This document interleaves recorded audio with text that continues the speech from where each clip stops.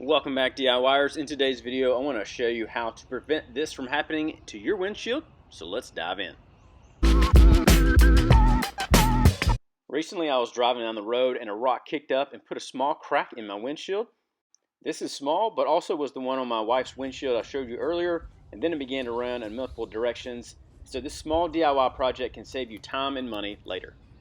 First thing you'll need to do is wipe the area with a paper towel and then clean out the chip with the razor blade. After you've cleaned out the chip, you then want to wipe it again. And for reference today, I'm using the Rain-X Windshield Repair Kit. There's a link in the description if you're interested.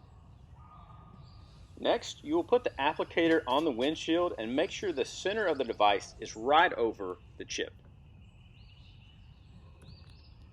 You want to make sure that the suction cups are pressed down nice and tight so they don't get removed.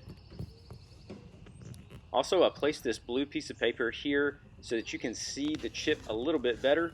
Without the blue piece of paper, it was almost impossible to see.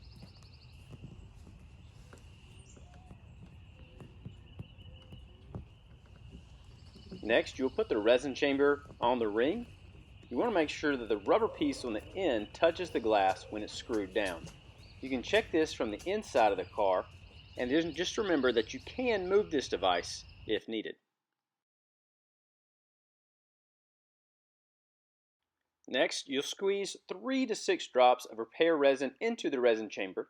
If it does leak, you can turn the chamber clockwise to make sure that nothing comes out.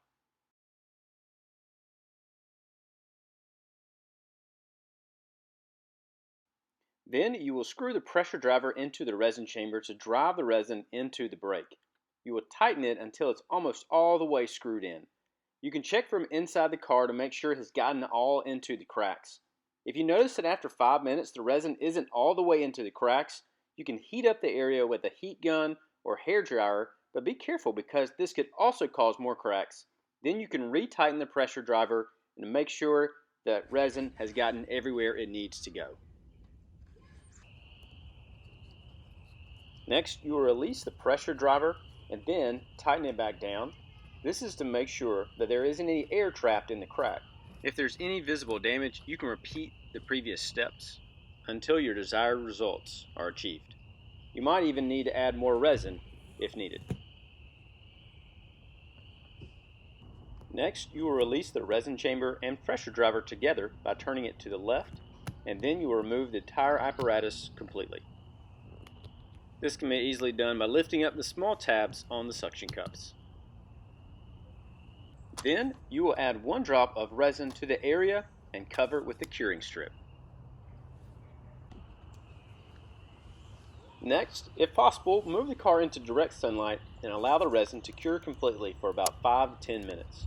Then you can remove the strip. If it's still wet, allow time to dry. Then you can remove the strip and scrape away the resin with the razor blade. You don't have to be gentle with this blade, and you scrape away all the resin until it comes off in white flakes. So I scraped off the area and also wiped down the area a few times, and I think this turned out pretty good.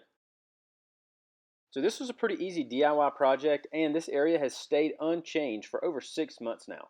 This is a great project that can save you time and money in the long run, and if I can do it, then you can as well. If this video was helpful, you can let me know that below. Also, I have a link for the repair kit used in the description. You can also check out another video here, and I'll see you over there.